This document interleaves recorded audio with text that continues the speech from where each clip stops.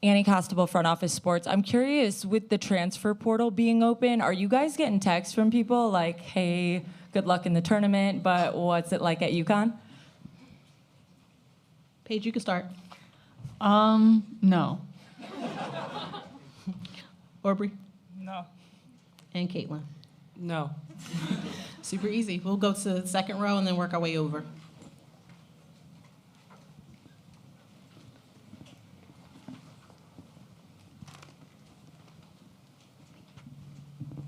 Jen Hadfield with the next. Caitlyn, for you, just what do you think the biggest areas are that you've grown as a player during your season with UConn, and how do you feel like Princeton prepared you for all that you've gone through this season and for this moment?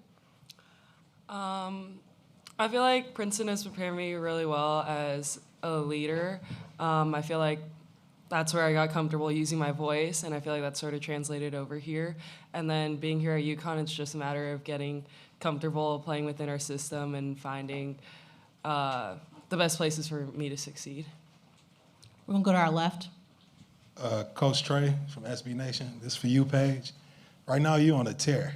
Like, you're going wild right now. In your mind, do you already feel like you're a pro going against college kids? No, not at all. Just being present here. I'm still in college. It being my 5th year. Obviously, I want to use my experience as an advantage and use that to help myself and to help the team. But definitely, just staying present here in college. We're going to stay to our right. Kareem, if you could raise your hand, I see you. We'll put you on the list.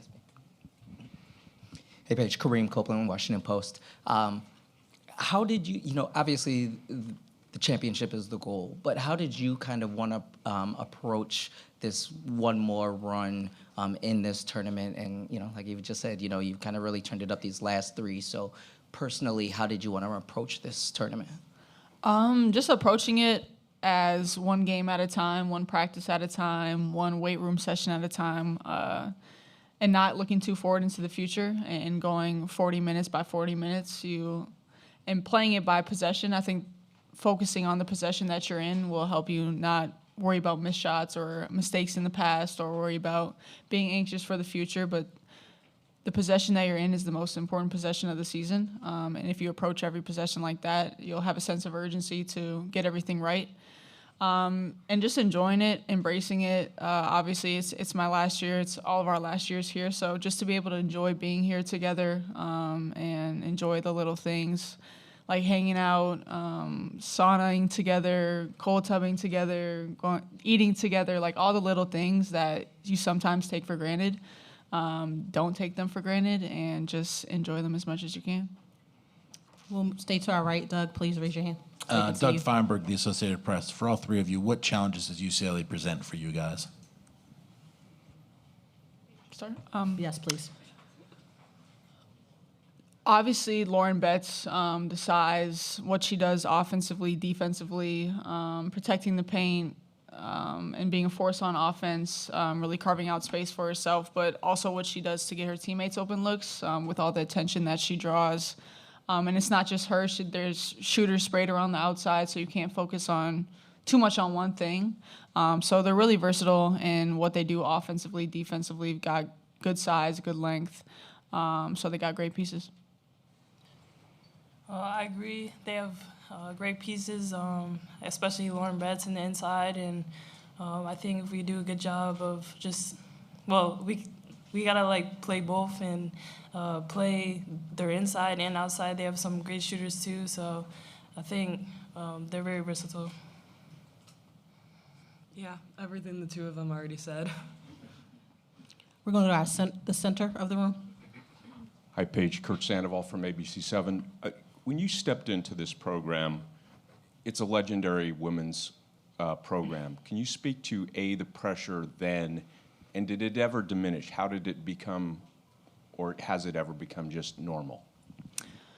Well, I think before you even get here, you kind of know the pressures that exist by committing to UConn. So by making that decision to want to come here and try to live up to that and be a part of a legendary program, it's a decision you have to make before you even step on a campus. And then once you walk inside the practice facility, you see all the history, all the names, all the banners. It's just motivation, and obviously there's expectations here, and anything less than a national championship is really a disappointment. And as players, that's what you play for and what you want to live up to, and the expectations and the pressure. It's a privilege, and so we all look at it as such. And we're just extremely grateful to play here under the best coaching staff in the world and in the best program in the world. And we just wear the jersey with pride and want to live up to everything that the alums have done and that the coaching staff has done. Take our next question, Cassandra, then we'll come to Mel.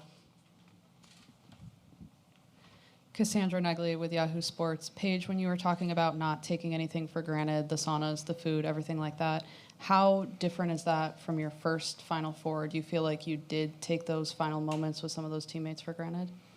I wouldn't say that. It's just that you don't even recognize how important they are to life and how you're not ever guaranteed to get back there again. And having experience being at the Final Four, how hard it is to get there and how hard it is to maintain consistency throughout a long entire season. So not that you take those things for granted, but you don't have the experience on how hard it is to get there. And so just learning throughout the whole journey of the seasons, the ups and downs, the ebbs and flows, just taking none of that for granted because it's all a part of that season's journey. So I would just say a more appreciation of it. Mel? Mel Greenberg for Caitlyn. When most people are transferring out the door right now, it's contentious. The Ivies, it's the other way. They tell you you're done, good luck. So it's going to be a more friendly departure, given who your coach is. And also, we found it interesting the other night that you did the same role that she did in '95 as sort of a lifesaver in a key spot. But in leaving, did she kind of, granted he's an older guy now, give you the book of UConn or whatever, whatever you can share on that when you were making your decision? She was definitely a very helpful resource as someone who played here and knows the coaches very well. But I just know that she had my best interest in mind, and she's someone who I trust tremendously, and someone who helped me make this decision for sure. We're going to go to our left in the gray. If you could raise your hand. Yep, dead center. Hi, Mike Anthony from Hurston, Connecticut for Paige. Paige, I know that this sport isn't easy on one's body. In your 5 years at UConn, what have you learned about taking care of your body? Wonder if you could just speak to how any body transformation you've seen in 5 years. I know you take more seriously strength and conditioning and nutrition, and just a lot goes into that, I understand. Yeah, I would say the importance of eating, getting all 3 meals, of course, but also stuff in between. Sleeping, how important that is for the body and rest and recovery, and making sure you're replenishing yourself with a good night's rest. Pilates has been a game changer for me in terms of getting all of my body parts to work together as one, everything surrounded by the core. So making sure my core is engaged, and even just activation. I was a person who just loved to tie their shoes and get on the court and play, but activating my muscles before participation. So, I mean, a lot of things go into taking care of your body, and obviously strength and conditioning is the main ingredient, but there's a lot of other things that are important. I'm going to stay middle to the back. If you could raise your hand in the green so the student athletes can see you. Dom Amori, Hartford Current. Paige, I know Gino alluded to this the other day. Obviously, Lauren Betts has talked about it. The scrutiny and the pressure that comes with what you do and where you do it. How did you learn to kind of deal with that? I imagine there were times when it was even more than you thought it was going to be. How did you learn to handle all of that goes around being a basketball player at UConn? Yeah, I mean, it's still a learning process. Learning to care less about the opinions of others, and trying to please everyone. For every 500 people that love you, there's going to be 5 that hate you. So it's just focusing on the people that are important. And obviously there's a saying like, you don't take criticism from people you wouldn't take advice from. So just making sure you're listening to the right voices. Deleting social media is a great word of advice as well. So just not paying attention to it, not letting anything outside of this locker room, the program that we have, infiltrate what we have. So We're going to stay to our left in the blue. If you could raise your hand so we can get the microphone to you. Chelsea Sherrod, SNY. Aubrey and Caitlyn, this question's for you. Paige has talked about a sense of urgency that she's playing with right now, and I think we've been seeing that over the past few games. I wonder what that urgency looks like for the two of you and kind of how that shows up in your approach to the games. We can start with Aubrey. I think her sense of urgency rubs off on everyone, just how hardworking she is, and you can tell she's really determined, and the traits that she brings to the game, it rubs off on everyone. Her leadership is something that we all look up to her for, and she's done a great job of just being that leader this year, and it's overall been great. Yeah. And I feel like when we see her sort of take it into like that next level, like turn the switch during games, it's pretty infectious. Like it's something you want to be a part of, and you see her giving her all, and so like you want to give your all as well. We are at time for our student athletes. At this time, student athletes will move over to the mix zone. The locker room for UConn is now open, and we will be joined on the dais by Coach. Thank you. Thank you.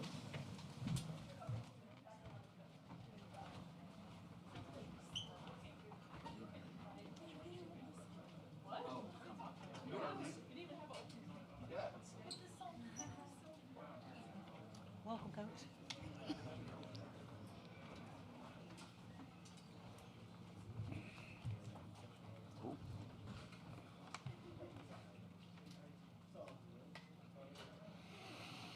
All right, Coach, we are going to begin on our right-hand side. Joe, we'll go to you. I see you, Doug, and I see you as well. Gino, Joey Johnston from the Tampa Bay Sports Commission. Your friend, Jose Fernandez, is about to become the president of the WBCA. Could you speak about your relationship with him, what you think he can bring to this role, and what you think the WBCA's priorities are for the coming year? Well, yeah, I've known Jose for 30 years now almost, and I think he's a tremendous coach, obviously, as everybody knows, but he cares deeply about the game itself. He's been involved in various committees, and so he puts the time and the effort that it takes. I was in that role, and so I know it's a thankless role because you're trying to bring a lot of different agendas to the table and try to make them all go in the same direction. Not always easy. Hopefully, he can get the right people in the room to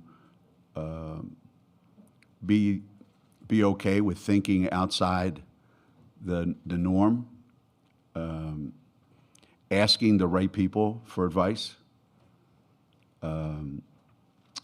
There's a lot of administrators, there's a lot of coaches, there's a lot of ADs that they've been to multiple Final Fours with the men and the women. And I think a lot of times we say, well, just because the guys do it, that doesn't mean we should do it. That's absolutely true. We do something that they don't do, which is, we have quarters. They're the only people that bounce a basketball to play halves. We advance the ball so the game lasts longer, so you have more opportunities to win the game, We did away with the one-on-one and all that. We've come up with some great ideas that have helped our game. But I also think we're sometimes afraid to look at what they do that enhances their tournament and see whether or not that fits what we want to do. And not be married to tradition, I guess is what I'm saying. And bring the game, as I've been a big proponent of this, and I'm going to talk to Jose about this, bring the game to more people. By going to 2 regionals, we've taken the game away from the people And I think we need to bring it back to where more people can be in the stands. And lastly, we need to change the schedule. We need to finish way earlier than we finish now so that we don't come here Tuesday night, 3,000 miles, and then practice Wednesday and Thursday and play the biggest game of the year on Friday night at 9:30. You know? And we were the last team to play on Monday. And the team we play was home Sunday afternoon. So, and that just goes for whoever played in that game. I just happened to be that person today. So we need to change the schedule so that we have more time, and maybe we need to finish on a different weekend than the men finish. Maybe we need to finish a week earlier. We do it for the conference tournaments, right? So there's a lot of things I want to talk to him about. He might be the one guy that will ask me, so that's not a bad thing.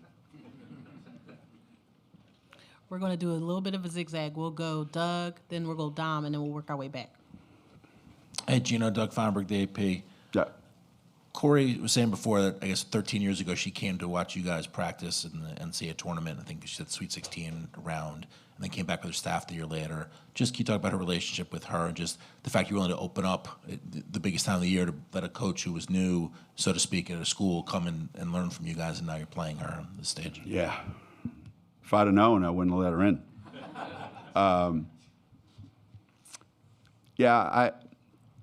I just remember when I was a young coach, especially in high school. When I was a young coach in high school, always admired the coaches that were open and willing to share ideas, their ideas. I've never been one to want to hide anything or, oh my God, they're competitors. And one of the funniest things that ever happened was 3 kids, from Tennessee showed up for practice for like 2 or 3 days. And they thought, they called ahead, obviously, they didn't just walk in, but everybody thought at that time, oh my God, this is like, the Cold War, the Russians are coming, right? And it was so much fun for us, for them. Basketball is basketball, and it's our job to share it if we have anything that's worth it, and if they think we have something that's worth it. And you can't worry about, anything else. And our relationship with, and through USA Basketball, Corey and I got to know each other a little bit, and we both share, passion for wines, and so her energy and all that she has, that she brings, is just infectious, I think, and I'm glad when coaches have success, and that's what we're here for. We're going to go to that's our left. Dom Amori, Hartford Current. Gino, you've coached a couple of Hall of Famers at UConn, and that number could double in the next couple of days. I was wondering if you can give us your thoughts on the possibility of a couple of more of your players going into the Hall of Fame. It's so unbelievable that when you think of a 17-year-old that you're sitting there talking to, and you're projecting them as freshmen and sophomores in college and juniors in college, and where do I think they can be, and how much impact could they have on our program, and all those great things. And when they're there, you realize there's something special about them. And fast forward, and then to look up and realize that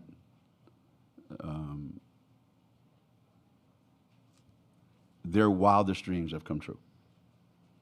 I mean, what kid doesn't shoot a basket when they're 10 and think about winning a national championship, winning, a gold medal, and then somebody goes, you're the best player in the country. But I don't know that any one of those kids ever came to UConn saying, I came here to make the Hall of Fame, to be inducted into the Hall of Fame. I don't think anybody said that. Maybe Diana did, because, But for me to see, what's happened up there with Rebecca and Swin, and now Maya and Sue, obviously being in the mix, that that pretty much is bigger than, when you look back, than all the national championships. Who? They're Hall of Famers for me. They're Hall of Famers for their family. They're Hall of Famers for everybody. They're even Hall of Famers for the UConn haters. That's one thing they can all agree on, you know? They're Olympian Hall of Famers. They're WNBA Hall of Famers. They're college Hall of Famers. They're Hall of Famers as people, most of all. I'm going to go to our right. Ben, if you could raise your hand so Coach can see you.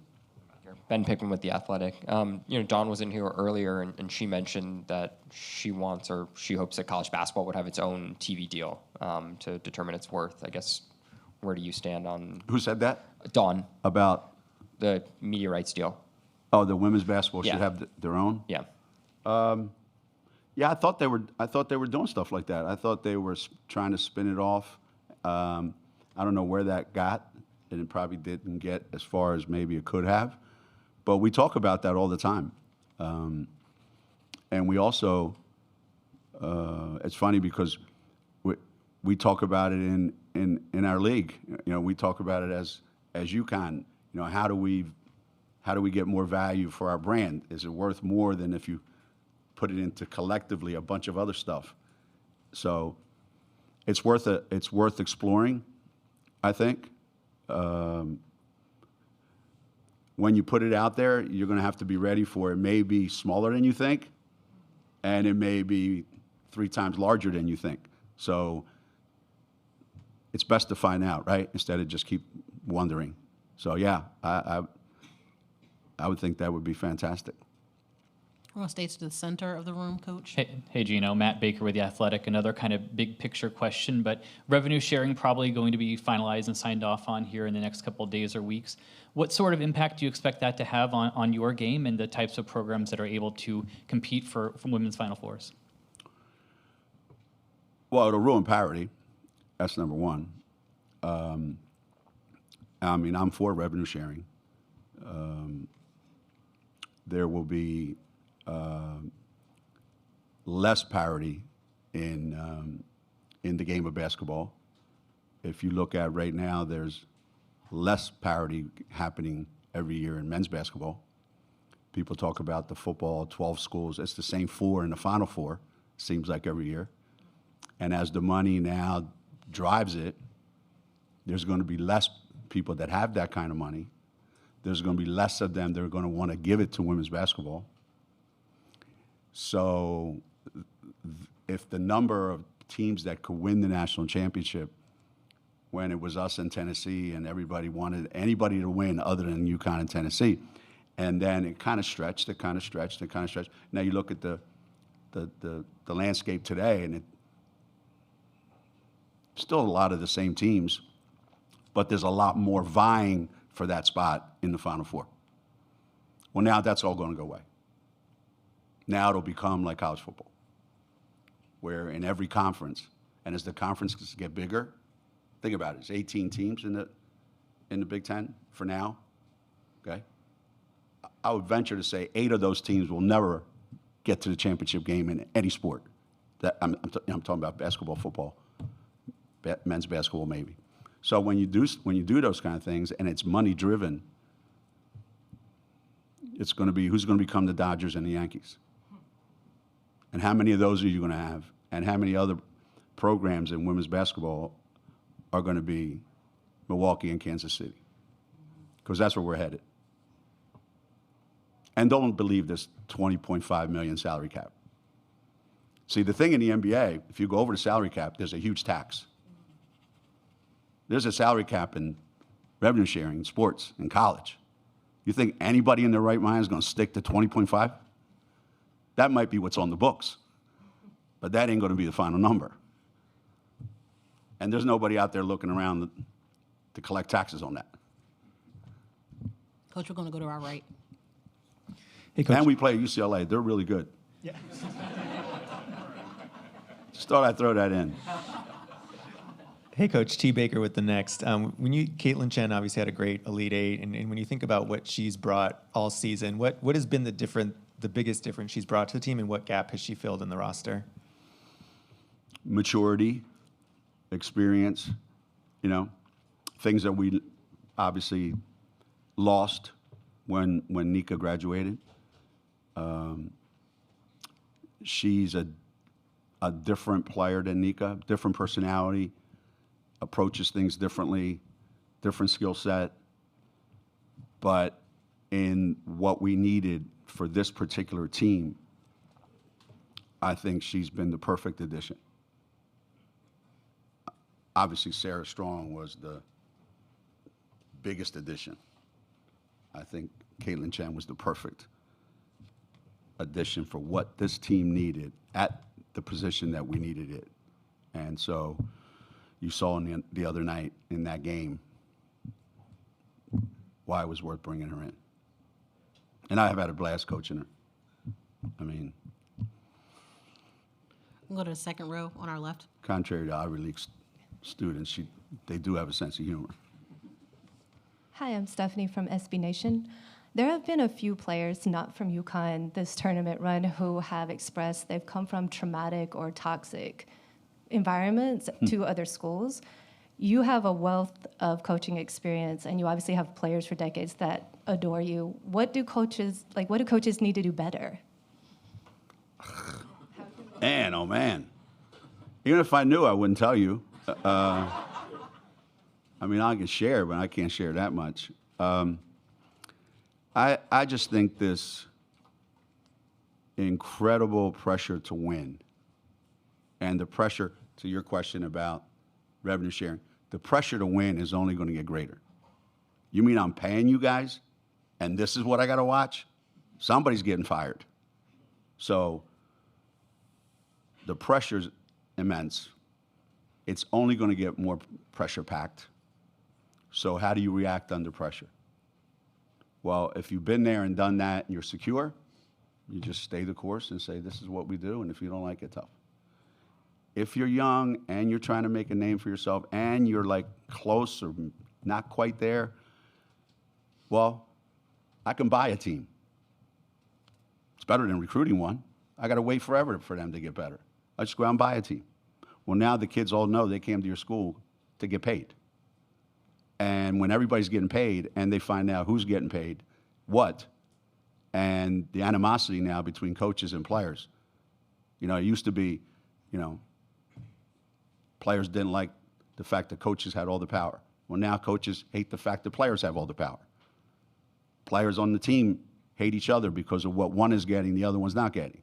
And all of a sudden, nobody's coming there to win a national championship. They're coming there to build their brand, to make their money. And oh, by the way, if we get to the Final Four, wouldn't that be cool? Does that happen in every program? Hell no. I bet you 90% of the programs in America, that's not the case. But the ones you're talking about, that's exactly the case. Take our final question from the back. Chantel, if you could raise your hand. Hey, Gino. Chantel Jennings with The Athletic. In Spokane, you said that Paige has a little bit of Diana in her. I was hoping you could expand on that. What about her on or off the court reminds you the most of Dee?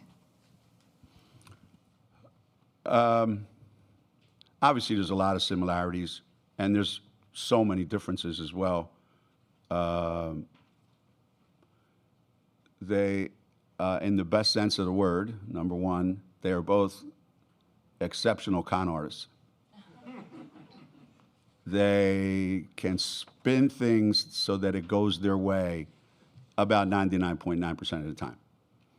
So they live in that world, which I admire that, because winners do that. They have to be right. They have to be at the top. They have to be unchallenged. So they've got that going for them. They're both extremely outgoing. They both enjoy other people's company. They're accommodating to other people. They're respectful. They're great team players. They're both generous to their teammates, both on the court, off the court. They have a flair for the moment.